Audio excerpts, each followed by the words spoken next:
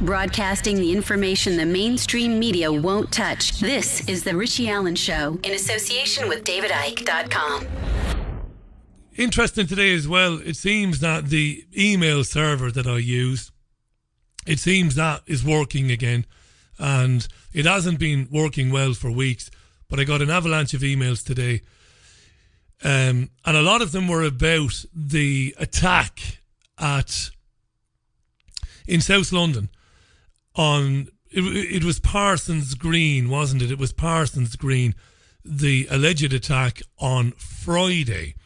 And a number of people have been emailing me over the last few days. I suppose it's the nature of programs like this. People sometimes, not a lot of people, but some people assume that you have all the answers, that you know the truth. But of course, I don't have any answers, and I certainly don't know the truth or anything like it. The BBC are reporting today that the two men who are in custody are still being questioned by London police. Saturday, an 18-year-old man who is believed to be an orphan from Iraq was arrested in Dover, and a 21-year-old man was detained late Saturday night in Hounslow. There's been a lot made of the foster home, which is in Sunbury-on-Thames. It's one of a number of places that have been searched.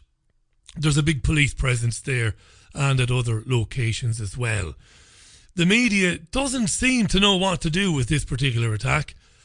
Different, varying coverage of it with very different, I won't say opinions, but vastly different coverage of it. You know, nobody seems to know what's going on. Officially, we're still being told that a homemade bomb partially exploded at Parsons Green Station and that 30 people were injured in rush hour. Now again, a number of people sent videos to me today. I got some pretty hostile emails, which is funny, and I take it in the spirit of presenting programs like this. When you present programs like this, you wind people up and they send you emails, and sometimes they're abusive. But it's interesting that you get emails from people saying, why don't you grow a pair and call this out for what it is, man? It's obviously a hoax, man. You're a shill because you won't call it out. I'm a shill because I just don't know what it is. And the images of the woman wearing the cream blouse or cardigan, the woman with the bandage wrapped under her chin, people have been sending that around the internet saying it's evidence that it's a hoax because her clothes are not singed, her hair isn't singed, everything else is pristine, but she has a bandage around her head and she was led away from the carriage of the tube by police. None of that is proof of anything. And we need to grow up. And we're not going to do the identity politics lecture tonight. We've done it too many times. But these days, especially on social media like Twitter and Facebook, increasing numbers of people are describing themselves, meaning they identify as truthers or truth seekers or as a truther, right? Which is just another identity group in a sea of millions of identity groups. And it is a barrier to serious examination of these events, of these happenings, because your default position is to go along with the truther explanation, which is that it must be a hoax. It must be. The truthers say it is, and I'm a truther, therefore it's a hoax, the whole thing is staged. Does that mean that your presenter of this program thinks that you're wrong? No, you might be right. I just don't know. You see, you'd have to be there. It's one thing to say, and I mentioned this on Sunday View yesterday, that looks odd, doesn't it? I wish that we could get a closer look at that. Or I wish we could speak to some of those witnesses. Wouldn't it be nice if we could get them on independent radio shows like this one? We've tried. It's not always easy to track these people down, but we've tried in the past. So outside of that, you can look at it and you can say all day long. Looks very weird that it kind of stinks a little bit. I mean, we've seen the photographs put out by the police, and they are bizarre. The CCTV footage of the man in the grey suit carrying the Lidl bag. And for our overseas listeners, well, Lidl exists pretty much everywhere in Europe, doesn't it? But if you're in Asia or North America, Lidl is a supermarket. It's a discount supermarket.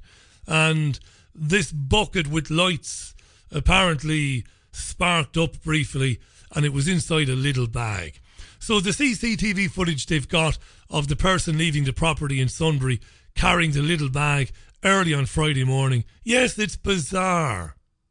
And by all means, disbelieve or doubt the official version of it, but don't fall into the trap of the identitarian, of making the assumption that it has to be an absolute hoax. It must be. Because there are staged events. There are hoaxes. There are false flags where the security services will blow something up and kill people and blame it on a third party. But there are also genuine events where men who, poisoned by Wahhabism or whatever, we could argue, not with the results of their actions, but you could argue in light of the foreign policy of this country and the United States and Israel and France and Germany, you could argue in light of all that, it's understandable why these guys are easily led down this path of Wahhabi radicalization, right? Not just, I'm not saying it's right. So there you go. You've got three possibilities. So it might be a hoax, but you don't know. You just don't know.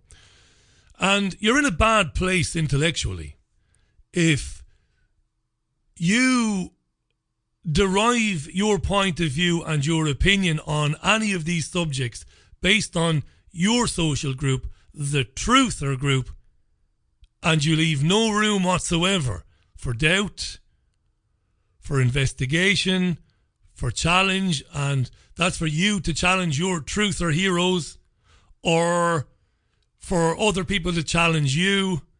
And you're in a really bad place when you're labelling people as shills and as fake news or whatever the hell you want to call them because they don't go along with what you want them to go along with. I don't know what happened on Friday. It looks bizarre. But I don't get my opinions from truthers. I'll tell you a funny one. I had a conversation with a friend of mine last week. I won't name him because it won't be fair to name him. And we were talking about pretty bad behaviour by a truther, by somebody who identifies as a truther. And my good friend said to me, he said, I really don't like, when I see this, Richie, I don't like to see division in the community. And I took him to task straight away.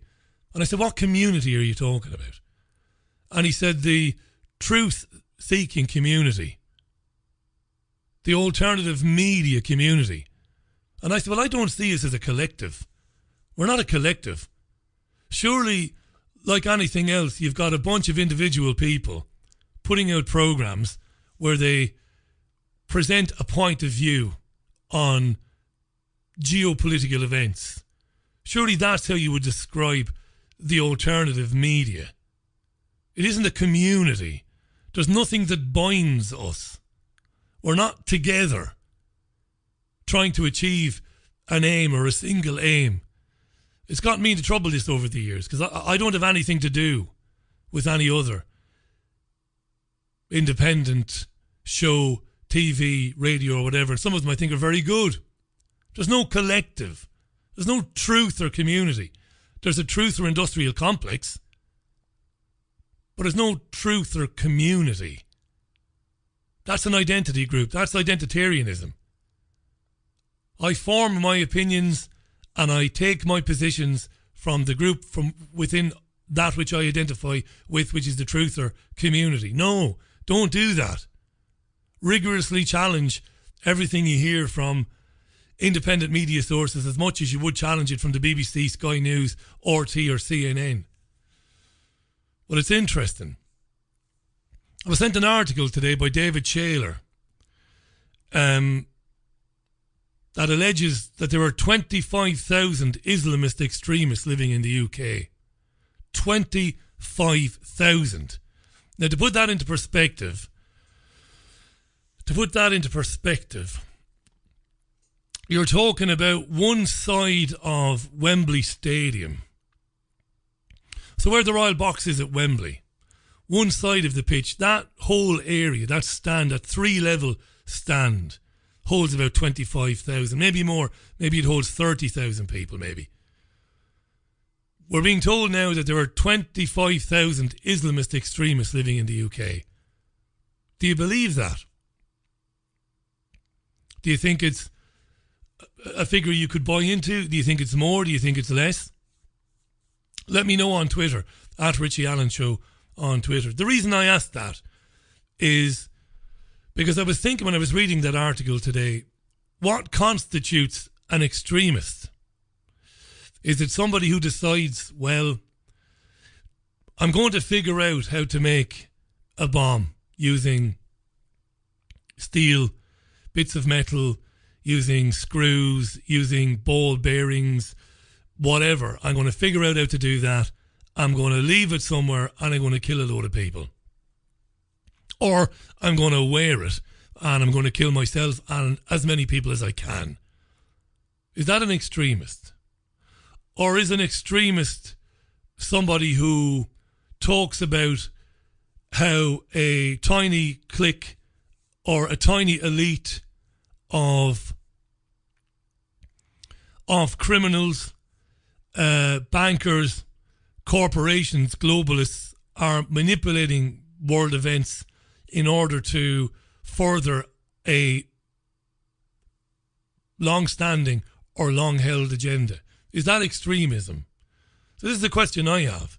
And people were sending me emails today saying, you see, even you underestimate the amount of radical extremists here in the UK.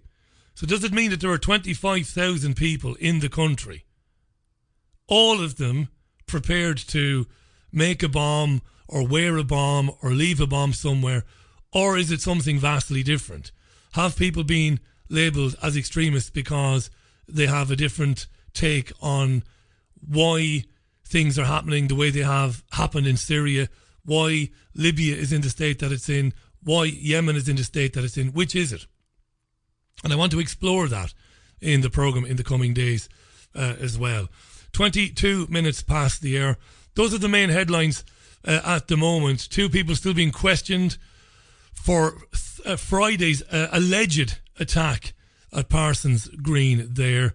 Want to mention again, because I mentioned this on Sunday View yesterday, a lot of people won't be aware of this, but if these men are ever charged, they won't appear in court in a traditional court of law. They won't be at the Old Bailey. They will be tried in secret, and there will be no scrutiny from the UK media whatsoever. Something you should keep in mind when you think about whether or not these guys did what they are being questioned for on Friday.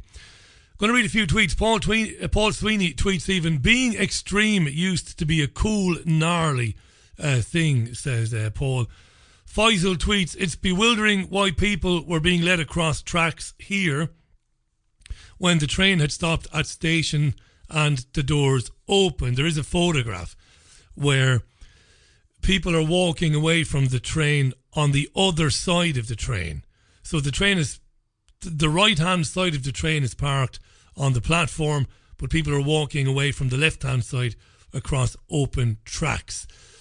Yeah, Faisal, it's a question that I suppose begs asking. Why that is the case, I have no idea. Susan says, I take what this young lad did as a cry for help, and I hope he gets it. Susan, are you talking about... You are. You're talking about the alleged attacker, the 18-year-old, the orphan. She said, kids and people are being groomed all over the world. It's time we realised the ideologies of certain agendas, especially hate. Rich tweets, maybe it's just a random thing and not affiliated terrorism. The BBC isn't going to tell you the facts. Is it, says Rich. Paul Burchell. Paul, how are you? Welcome to the programme. Nice to know you're listening as well. And John Foley sent me a picture of Liverpool taken 2 hours ago. Merseyside police. There are ballistic protection vehicles patrolling our city now. I did see a article on davidicke.com/headlines today that suggested that on train journeys across the UK in the future, now even, in the very near future, armed to the teeth counter-terrorism specialists and even SAS trained people would be travelling with the general public. David, excuse me, did put the caption on the meme, of course, problem, reaction, solution.